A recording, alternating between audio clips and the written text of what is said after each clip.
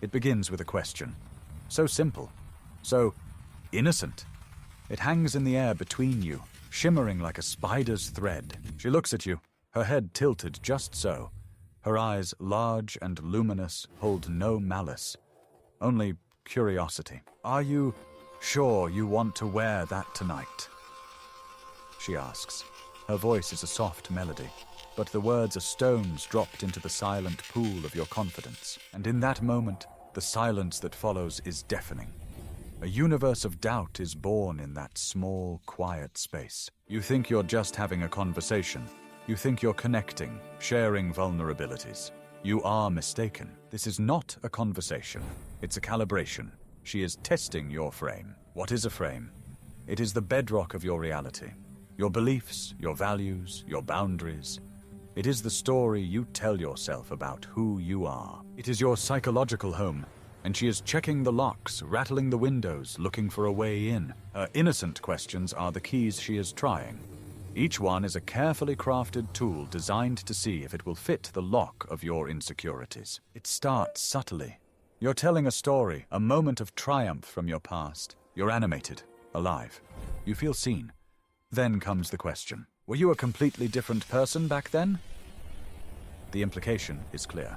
The person you are now is a lesser version. You hesitate. You start to reevaluate. The joy of the memory curdles into self-analysis. She has just won the first test. Her power is not in forcing an answer.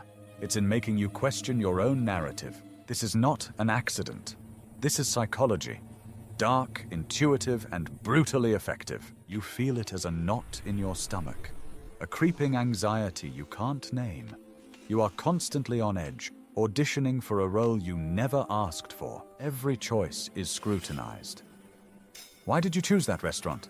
My ex used to take me to much nicer places. The frame test here. Your ability to provide. Your sense of worth.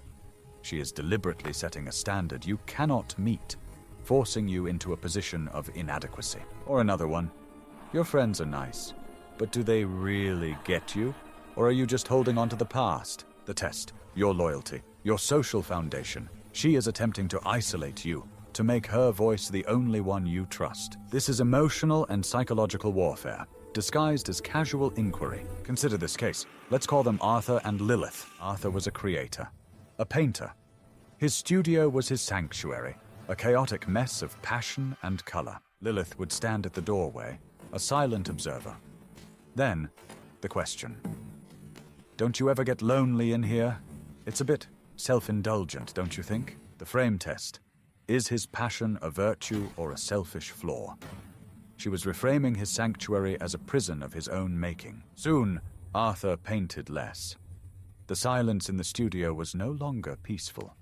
It was accusatory. Another evening, Arthur is looking at the night sky. He loved the stars. Lilith joins him. It's beautiful, she says, before adding. That girl from your office, Sarah, does she like the stars too? You seem to talk about her a lot. The test is for fidelity, but it's more insidious than that. It's a test of his thoughts.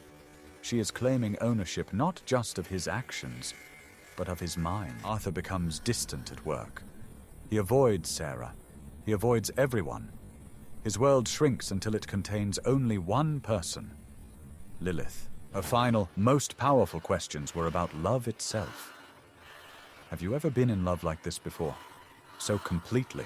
The test is an emotional trap. A yes confirms her total control. A no is a betrayal that will be punished. He said yes. And in that moment, his frame didn't just crack. It was completely replaced with hers. He no longer knew where his feelings ended and hers began. He was a ghost in his own life. This is the endgame of frame control. The complete absorption of one reality by another. How do you fight a war you don't know you're in? How do you defend against an attack disguised as affection? The revelation does not come like a thunderclap. It comes in whispers. It's the sudden realization that you apologize for things you haven't done. It's the flash of anger you feel, quickly suppressed, when you're told your memories are wrong. It's the profound exhaustion of constantly translating your thoughts, sanding down your edges to be acceptable. The truth hits you, not with force, but with a chilling clarity. It was never about the answers. It was about your reaction, the hesitation, the flicker of doubt in your eyes, the desperate search for the right answer. That was the prize. Your emotional imbalance was her victory. So, what do? You cannot win her game. The only way to win is not to play. The next time she asks, "Are you sure you want to do that?" The answer is not a defense. It's not a justification. The answer is a calm, unwavering yes. No explanation. No apology. The word hangs in the air, a shield, when she asks, "Don't you think you're a bit like your father?" Hoping to trigger a deep-seated insecurity. You simply say, sometimes, in the best ways. You agree and amplify. You take the intended weapon and melt it down, reforging it into a piece of your own armor. This is called frame dominance. It's not about aggression, it's about unshakable self-possession. You stop answering the subtext of the question. You only answer the literal words. Her question: "Don't you think you spend too much time on that hobby?" Subtext: "You are neglecting me for something childish." Your answer: "I enjoy it." Bang! End of sentence. End of discussion. You refuse to enter the courtroom she has built in her mind. The strongest frame is the one you don't have to defend. You simply inhabit it. Her questions will begin to sound hollow, desperate. The power dynamic shifts not with a bang, but with the quiet hum of your own certainty. Recognize the pattern. See the questions not as points of connection, but as attempts at control.